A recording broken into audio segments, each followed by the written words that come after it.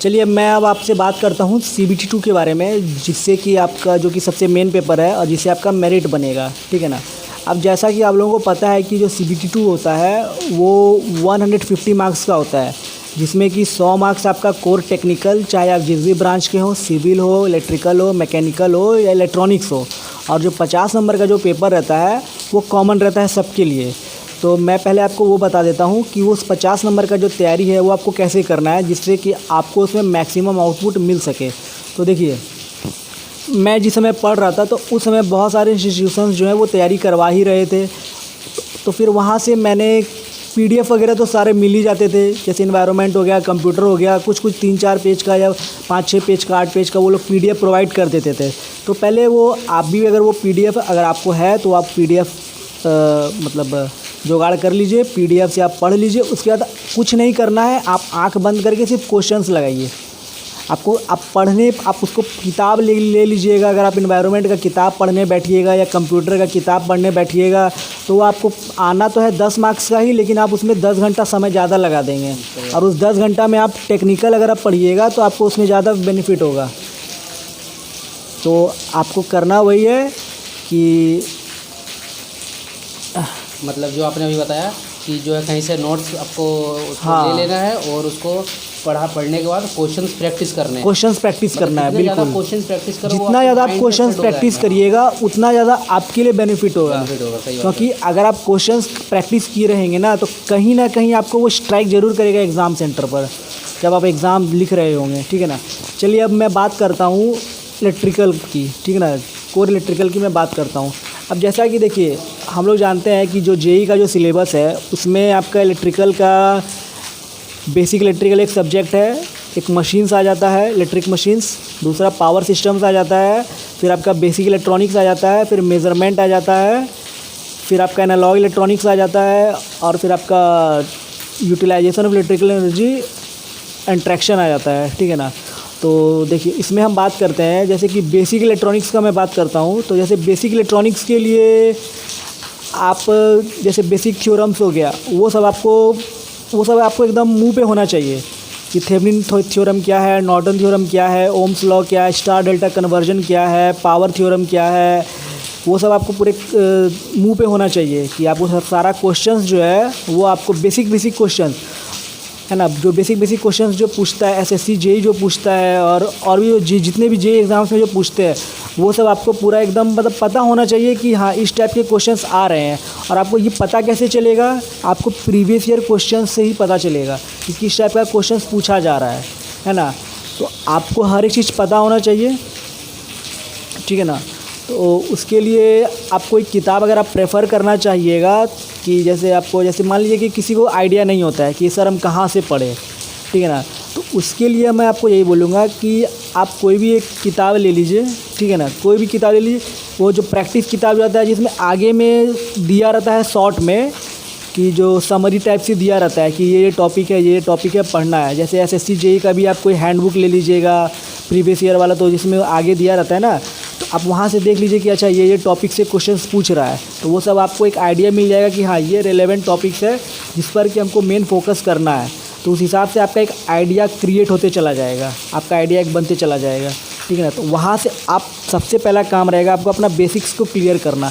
जब तक आप इलेक्ट्रिक सर्किट को बेसिक मजबूत नहीं रखिएगा, बेसिक इलेक्ट्रिकल को मजबूत नहीं रखिएगा, आपसे पावर सिस्टम का क्वेश्चंस और इलेक्ट्रिक मशीन्स का क्वेश्चंस बनने वाला नहीं है। आप सर्किट थ्योरी आपका स्ट्रॉन्ग है तो आप एनालॉग इलेक्ट्रॉनिक्स आप ऐसे तुरंत आपका क्लियर हो जाएगा, मतलब क्वेश्चन कोई फंसेगा नहीं, ठीक है ना।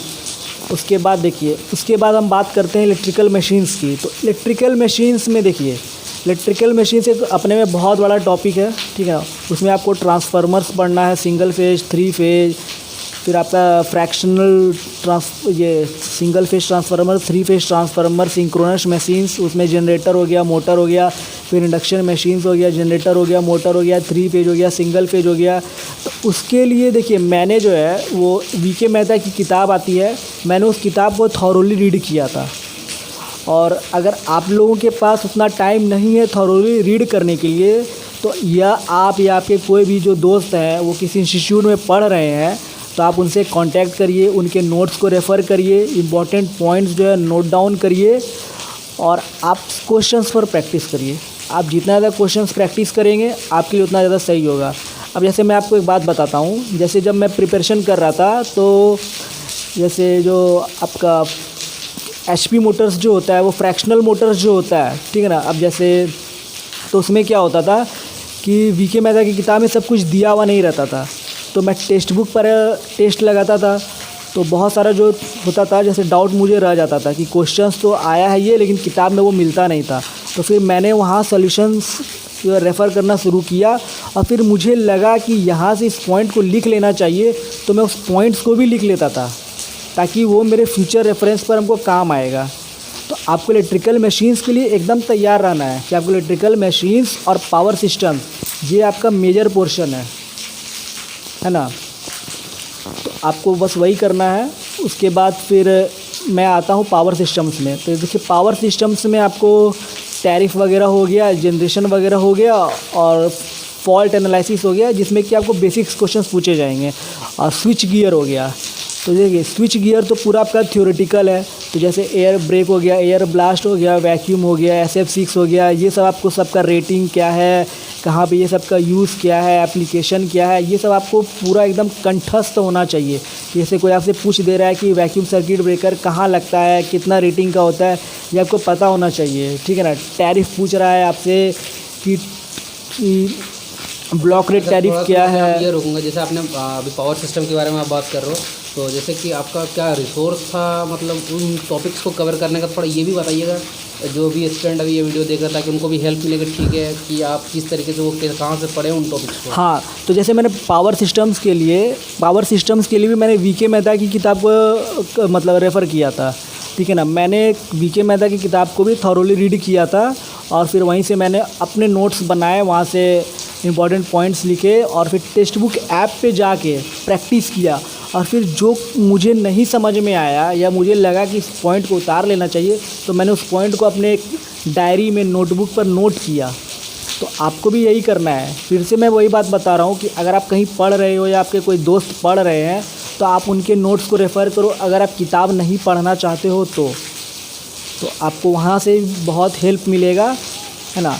मेन है सबसे पहला बात है कि प्रीवियस ईयर क्वेश्चंस वो आपको सबसे ज़्यादा हेल्प करेगा, क्योंकि वो आपको जो है ना एक फैमिलियराइज़ करेगा कि जो परीक्षा में जो क्वेश्चन का जो पैटर्न जो है वो किस तरह से आ रहा है। क्योंकि देखिए पढ़ तो हम लोग बहुत कुछ लेते हैं, लेकिन हम लोगों को पता ही नहीं होता कि क्वेश्चन किस तरह से पूछा जा रहा है। और एक चीज़ ये है, जैसे आपने बोला ठीक है प्रीवियस ईयर के क्वेश्चंस लगाएंगे तो हमें ये कंसेप्ट क्लियर होगा कि जिस एग्ज़ाम की हम तैयारी कर रहे हैं उसमें क्वेश्चंस किस लेवल का आता है और मेरा तैयारी कैसे चल रहा है। हाँ बिल्कुल बिल्कुल। तो और जैसे क्वेश्चन लगाने का आपका सोर्स कौन सा बुक था रहता था, और क्या किसी अदर एग्ज़ाम के भी जो क्वेश्चंस आप लगाते थे QIQ? हाँ मैं बता देता हूँ। तो हम पहले सब्जेक्ट वाइज बता दे रहे हैं, फिर देखिए फिर आपको एनालॉग इलेक्ट्रॉनिक्स या बेसिक इलेक्ट्रॉनिक्स के लिए आपको फिर वही मैं वीके मेहता की किताब से पढ़ता था, ठीक है ना। उसके लिए भी आपको बस वही करना है कि आपको किताब को पढ़ना है, नोट्स उतारना है और फिर आपको रिवाइज़ करना है, क्वेश्चंस प्रैक्टिस करना है। अगर आपके कोई मित्र हैं, संबंधित ये दोस्त कहीं किसी इंस्टीट्यूट में पढ़ रहे हैं तो आप वहाँ से जाइए, उनसे बात करिए, उनसे नोट्स लीजिए और इम्पॉर्टेंट पॉइंट्स आप करिए, ठीक है। अब मैं बात करता हूँ यूटिलाइजेशन ऑफ इलेक्ट्रिकल इंट्रैक्शन, जो कि बहुत स्टूडेंट पूछते हैं कि सर इसका नोट्स कहाँ से लिखे, क्योंकि इसके लिए कोई पर्टिकुलर किताब अवेलेबल है नहीं मार्केट में, है ना। क्योंकि इसमें वेल्डिंग होता है, इलेक्ट्रोप्लेटिंग होता है, ट्रैक्शन होता है, बहुत सारा टॉपिक इसमें कवर किया जाता है, इल्यूमिनेशन होता है। तो देखिए इसके लिए क्या करना है ना आपको कि इंटरनेट पे आप PDFs जुगाड़ करिए। PDFs में जहाँ जो है बेसिक डेफिनेशंस आप देखिए, कोई हाई फाई क्वेश्चंस तो पूछता नहीं है जेई में, है ना। आप बेसिक डेफिनेशंस उसका बेसिक PDF सब जुगाड़ करिए, उसमें बेसिक फंडामेंटल जो टॉपिक्स दिए हुए हैं, ठीक है ना। जैसे आपका इल्यूमिनेशन क्या होता है, फिर आपका कैंडल पावर क्या होता है, फिर आपका सेल वोल्टेज क्या होता है, आपको ये सब देखना है। फार्मूला सब जितना उसमें दिया है वो सब देखना है। जैसे आपका पूछ लेता है कि आपको डाइनिंग हॉल में कितना ल्यूमेन का चाहिए, कि एफिशिएंसी क्या होता है, मीन स्फेरिकल पावर क्या होता है, स्फेरिकल पावर क्या होता है, ट्रैक्शन पावर क्या होता है, ये सब आपका बेसिक डेफिनेशन है। अगर आपको बेसिक डेफिनेशन भी पता होगा ना, तो आपसे अगर मान लीजिए कि आने वाले समय में या आने वाले एग्ज़ाम में अगर आपसे न्यूमेरिकल पूछ भी लेता है, तो आप कॉमन सेंस लगा के आप उस न्यूमेरिकल को भी क्रैक कर सकते हैं, है ना। उसके बाद फिर देखिए ओवरऑल तो प्रिपरेशन ऐसे ही हुआ था। अब मैं आपको बताता हूँ कि मैंने क्वेश्चंस कहाँ से लगाए थे। देखिए सबसे पहले मैंने जो क्वेश्चंस जो था वो वीके मेहता की किताब आती है एस शांत की, वो 5000 क्वेश्चंस की, तो वो आप परचेज़ कर लीजिए। अगर आपके पास जो भी किताब है, देखिए आपको 10,000 क्वेश्चन या 17,000 क्वेश्चंस नहीं लगाना है। आपको क्वेश्चंस, आप जब प्रैक्टिस कर रहे हो, सेल्फ प्रैक्टिस कर रहे हो, तो आप क्वेश्चंस भी आपको लिमिट में ही लगाना है, क्योंकि मेन क्वेश्चन जो आपको प्रैक्टिस करना है वो टाइम बाउंडेशन में होके करना है। आप किताब से क्वेश्चन प्रैक्टिस कर रहे हो तो आप टाइम बाउंडेशन खुद को नहीं रख पाओगे। आप सोचोगे कि मैं 60 मिनट में 50 क्वेश्चन कर लूँ या 60 क्वेश्चन कर लूँ, तो आप हार्डली ही कर पाओगे, क्योंकि आपको लगेगा कि यार टाइमर तो है नहीं, चलो कर ही लेते हैं, है ना। तो आपको वैसे नहीं करना है। आप कोई भी एक किताब खरीदो, ठीक है ना, चाहे आप प्रीवियस ईयर क्वेश्चन बैंक ही खरीद लो, वहाँ से आप बनाओ, पूरा बनाओ, एक एक क्वेश्चन को बनाओ और 2 बार बनाओ। एक बार में आपको समय लगेगा, लेकिन आपको दूसरे बार में बिल्कुल भी समय नहीं लगेगा, है ना। वहाँ से आप पूरा प्रिपरेशन आपको सारा किताब क्वेश्चंस बना लेना है। फिर उसके बाद आपको टेक्स्ट बुक पे सीधा आंख बंद करके आप टेस्ट पे जाओ। फिर वहाँ से आपका जो असली जो तैयारी है, आप क्या पढ़े हैं और आपको क्या आता है, वहाँ से आपको पता चलेगा कि आप में कितना कैलिबर है, कि आप या सिर्फ पढ़ रहे हो या आपको कुछ समझ में भी आ रहा है, या आपका मार्क्स आ भी रहा है या नहीं आ रहा है। तो आपको बस वो करना है। एक इम्पॉर्टेंट बात मैं आपको बताना चाहूँगा कि देखिए बहुत लोगों का ये पूछना होता है कि सर हम पढ़ तो रहे हैं, बहुत दिन रात हम पढ़ते हैं, लेकिन हमको समझ में नहीं आ रहा है कि इतना मेहनत करने के बाद भी हम बहुत गलती कर रहे हैं। तो देखिए एक सिंपल सा हम आपको एक उपाय बताते हैं। देखिए एक टेक्निक था जिसमें कि कहते हैं कि क्यूमुलेटिव एनालिसिस, ठीक है ना। क्यूमुलेटिव एनालिसिस क्या होता है, जैसे मान लीजिए कि हम आपको एक सिंपल सा एग्जांपल देते हैं। इलेक्ट्रिकल है तो अब इलेक्ट्रिकल से एग्जांपल देते हैं। जैसे मान लीजिए कि आप पावर सिस्टम का टेस्ट लगा रहे हैं, ठीक है ना। आपको सब्जेक्ट वाइज टेस्ट लगा रहे हैं, ठीक है ना, टॉपिक वाइज नहीं लगा रहे, सब्जेक्ट वाइज लगा रहे हैं। आप पूरा पावर सिस्टम्स का टेस्ट लगाइए, फुल मॉक लगाइए या सब्जेक्ट टेस्ट लगाइए, जो भी आपको लगाना है लगाइए, ठीक है ना, पावर सिस्टम्स का। तो आप देखिए, आप 1 लगा लिए, 2 लगा लिए, आप एक टेस्ट लगाएंगे तो हो सकता है कि कोई क्वेश्चन आपको उस समय नहीं स्ट्राइक किया, लेकिन आपको बाद में वो स्ट्राइक कर जाएगा, है ना, ऐसा भी हो सकता है।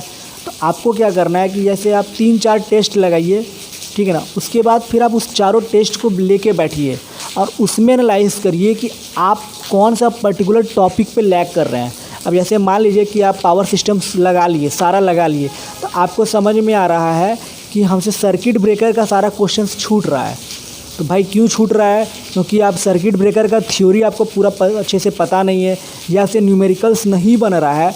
तो कौन सा न्यूमेरिकल्स नहीं बन रहा है? टैरिफ का नहीं बन रहा है, या आपको जनरेशन का नहीं बन रहा है, इस फॉल्ट एनालिसिस का न्यूमेरिकल्स, जो बेसिक न्यूमेरिकल्स जो पूछा जाता है वो आपसे नहीं बन रहा है। तो आप क्यूमुलेटिव एनालिसिस करिएगा ना, तो आपको ज़्यादा अच्छे से समझ में आएगा कि आपको पॉइंट ऑफ फोकस आपका कहाँ होना चाहिए। आपको जो ध्यान लगाना है कि हमको इस टॉपिक पे ध्यान देना है, इस टॉपिक को हमको अपना बनाना है, वो करना है। देखिए ये क्यूमुलेटिव एनालिसिस जो है ना, ये आपको इलेक्ट्रिकल मशीन्स के लिए और पावर सिस्टम्स के लिए आपको करना ये मस्ट है। आप इलेक्ट्रॉनिक्स के लिए, इलेक्ट्रिकल के लिए आप नहीं भी करिएगा तो भी कोई दिक्कत नहीं है, लेकिन आप इलेक्ट्रिकल मशीन्स के लिए और पावर सिस्टम्स के लिए और मेज़रमेंट के लिए, ये जो 3 टॉपिक जो है किसी भी जेईई एग्ज़ाम को निकालने के लिए, ये 3 टॉपिक सफिशिएंट होता है। अनटिल एंड अनलेस आपका बेसिक इलेक्ट्रिकल स्ट्रॉन्ग होना चाहिए, या आपको ठीक ठाक वो आना चाहिए, क्योंकि तभी आप क्वेश्चन वहाँ पे क्रैक कर पाइएगा। तो देखिए अब जैसे इलेक्ट्रिकल मशीन्स है, आप ट्रांसफार्मर्स पढ़ रहे हैं, ठीक है, हम ट्रांसफार्मर्स पूरा हम पढ़ लिए। अब हमको क्वेश्चंस दे दिया, हम क्वेश्चंस बना ले रहे हैं। सब्जेक्ट टॉपिक वाइज टेस्ट है, जैसे हमको पूछ लिया कि एफिशिएंसी निकालना है, या ऑल एफिशिएंसी निकालना है, या आपका ओपन सर्किट टेस्ट है, या क्लोज सर्किट टेस्ट है, नो लोड टेस्ट है, आप निकाल दिया। आप क्वेश्चन टॉपिक वाइज टेस्ट बना रहे हैं तो आप क्वेश्चंस बना ले रहे हैं, लेकिन फिर वही जब सब्जेक्ट वाइज टेस्ट में आता है तो सारा सब सब्जेक्ट वाइज टेस्ट में आता है, चैप्टर वाइज टेस्ट में आता है, तो आपसे क्वेश्चंस नहीं बन रहा है, या फुल मॉक लगाए आपसे वो क्वेश्चंस नहीं बना। क्यों नहीं बना? क्योंकि आप क्या करते हैं कि जैसे आप कोई टॉपिक पढ़े और उसका टॉपिक वाइज टेस्ट लगा दिए, आप पढ़े उस समय तो वो आपको तुरंत समय फ्रेश था तो आप लगा दिए क्योंकि वो आपके माइंड में था। तो लेकिन आपको इंस्टेंट नहीं ना चाहिए, आपको तो लॉन्ग लास्टिंग चाहिए ना। जो भी आप पढ़ रहे हैं वो आपको लॉन्ग लास्टिंग होना होगा, तभी आप एग्ज़ाम निकाल पाइएगा। तो उसके लिए आपको वही करना है कि आपको क्यूमुलेटिव एनालिसिस करना है कि हम किस सेक्शन में हम लैग कर रहे हैं, किस सेक्शन में हम लैग नहीं कर रहे हैं, है ना। जो आपका क्वेश्चंस गलती हो रहा है आप उसको नोट डाउन करिए। नोट डाउन नहीं करिए, मतलब मेरा कहने का मतलब है कि आप बुक मार्क कर लीजिए उसको, ठीक है ना। आपको लगता है कि उसमें से हमको कुछ पॉइंट्स अगर हमको लिखना है तो आप एक नोटबुक रखिए या डायरी रखिए, वहाँ पे उसको आप उस पॉइंट को नोट डाउन करिए कि हाँ ये ऐसा है, वो करिए। जैसे मैंने UEET का जब मैं प्रिपरेशन कर रहा था तो जैसे मुझे लगता था कि पढ़ा तो मैंने PDF से ही था, लेकिन जो एग्ज़ाम में जो पूछते थे, जो टेस्ट सीरीज़ में जो आता था क्वेश्चन, वो बहुत थोड़ा सा अलग रहता था। तो हमको लगता था कि हम क्या करें नहीं करें, तो जो भी पॉइंट्स रहता था ना तो वो हम सब उतार लेते थे। अब जैसे कितना किसका ल्यूमेन होता है या किसका कितना एफिशिएंसी होता है, वो सब हमको उतारना पड़ता था क्योंकि हमको पता नहीं था कि जैसे अब सोडियम वेपर लैंप है तो उससे कौन सा कलर का निकलेगा या उसका क्या कलर रहेगा, वो सब आपको पूरा ध्यान में रखना होगा तभी हो पाएगा। तो जैसा कि मैं जिस हिसाब से प्रिपरेशन कर रहा था तो मैंने आपको अपना सारा स्ट्रैटेजी बता दिया, ठीक है ना। लास्ट बट नॉट लीस्ट मैं आपसे यही कहना चाहूँगा कि आप जिस भी एग्ज़ाम के प्रिपरेशन कर रहे हो, सबसे पहले आपको उस एग्ज़ाम का सिलेबस पता होना चाहिए। अगर हो सके तो आपका जो स्टडी टेबल है जहाँ पर आप बैठ के पढ़ते हो, आप उस एग्ज़ाम का सिलेबस को अपने हाथ से लिख के आप अपने सामने रखिए, चिपका के वहाँ पे दीवार पे आप चिपका दीजिए या क्लिपबोर्ड पे आप उसको पिनअप कर दीजिए, ताकि आप सिलेबस लिखिएगा ना तो देखिए आपको समय वेस्ट नहीं होगा। आप सिलेबस लिखिएगा ना अपने हाथ से तो आपको पता रहेगा कि क्या क्या टॉपिक है। अगर आप PDF निकाल लीजिएगा, पेज रख लीजिएगा, आप उसको कभी पढ़िएगा नहीं, कभी आप पढ़िएगा नहीं कि उसमें क्या लिखा हुआ है, लेकिन आप लिखिएगा ना तो आप न चाहते हुए भी वो आपके दिमाग में रह जाएगा कि अच्छा ये टॉपिक से पूछा जाता है, वो टॉपिक से पूछा जाता है, ठीक है ना। फिर उसके बाद देखिए सबसे इम्पॉर्टेंट चीज़ किसी भी एग्ज़ाम को क्रैक करने के लिए उस एग्ज़ाम को के बारे में आपको पता होना चाहिए कि उसका सिलेबस क्या है। पहला, मुंह पे आपका होना चाहिए सिलेबस। दूसरा, प्रीवियस ईयर क्वेश्चंस तो आपको एनी और कम से कम 2 बार लगाना है। पहला बार में आपको समय लगेगा लेकिन आपको सेकेंड टाइम में बिल्कुल समय नहीं लगेगा। तीसरा, टेस्ट सीरीज़ तो मस्ट है, बिना टेस्ट सीरीज़ के आप किसी भी एग्ज़ाम को निकाल ही नहीं सकते। देखिए एक ऐसा रामबाण है कि भाई जब तक ये नहीं चलेगा तब तक भाई पते नहीं होने वाला ये। देखिए हम लोग हैं एवरेज स्टूडेंट, ठीक है ना। अगर हम लोग टॉपर होते तो हम लोग को टेस्ट सीरीज़ भी नहीं देना पड़ता और आप JEE एग्ज़ाम का तैयारी नहीं कर रहे होते, आप IAS का एग्ज़ाम का तैयारी कर रहे होते। सही बात है, मतलब देखिए सिंपल सी बात है। देखिए हम लोगों को मेहनत करना होगा, बिल्कुल। जब तक आप मेहनत नहीं करिएगा तब तक आप सोचिएगा कि हाँ हम ये कर लेंगे वो कर लेंगे, वो बस आप प्रोक्रेस्टिनेशन करिएगा और आप खुद को बस धोखा दीजिएगा, बेवकूफ़ बनाते रहना, खुद को बेवकूफ़ बनाते रहिएगा कि हम ये कर रहे हैं वो कर रहे हैं। कुछ कल कभी नहीं आता और कल कुछ नहीं होता, जो होता है वो आज होता है और अभी ही होता है, ठीक है ना। तो आपको खुद के लिए डोपामिन क्रिएट करना है और आपको अपनी प्रिपरेशन को इस तरह से अंजाम देना है कि आप एग्ज़ाम जाओ तो आप सिलेक्ट होने के लिए जाओ, न कि रिजेक्ट होने के लिए, है ना। मैंने आपका CBT 2, लेकिन उसके पहले जो CBT 1 जो है, जो कि सिलेक्शन है, जो कि रिजेक्शन लेकर आता है, आपको वहाँ पे सिलेक्ट होना है, तब जाके आप CBT 2 में बैठिएगा। तो देखिए इनका साफ साफ जितना अच्छी तरीके से इन्होंने अपना पूरा ब्रांच पेपर के एक चीज़ के बारे में बताया कि किस तरीके से इन्होंने प्रिपरेशन किया है, किस तरीके से अगर आप बुक नहीं पढ़ सकते हो तो जो है फ्रेंड्स के जो भी किसी कोचिंग में अगर पढ़ाई कर रहे हैं तो उनका आप नोट्स प्रीफर करके अपना टाइम को बचा सकते हो। एंड जिस तरीके से इन्होंने बताया कि जो मोस्ट इंपॉर्टेंट होता है किसी भी एग्ज़ाम को क्रैक करने के लिए वो सिलेबस होता है। यार देखो सिलेबस रहने से क्या होता है कि आपका एक दायरा फिक्स हो जाता है। आप जो अगर आप इलेक्ट्रिकल ब्रांच से सपोज आपने डिप्लोमा किया है या बीटेक किया है, अब जैसे जैसे अगर आपका लेवल ऑफ एग्ज़ाम बढ़ेगा, जजैसे कि इंडियन इंजीनियरिंग सर्विस वहाँ पर भी इलेक्ट्रिकल ब्रांच के लड़के बैठते हैं, ठीक है, लेकिन वहाँ पर आप जब जाओगे तो लेवल अप आपका जो रहता है ना उसका क्वेश्चंस का वो वो चेंज हो जाता है। तो वो कैसे समझ में आएगा आपका भाई, वो सिलेबस से समझ में आएगा। तो वो आपका एक दायरा फिक्स कर देता है।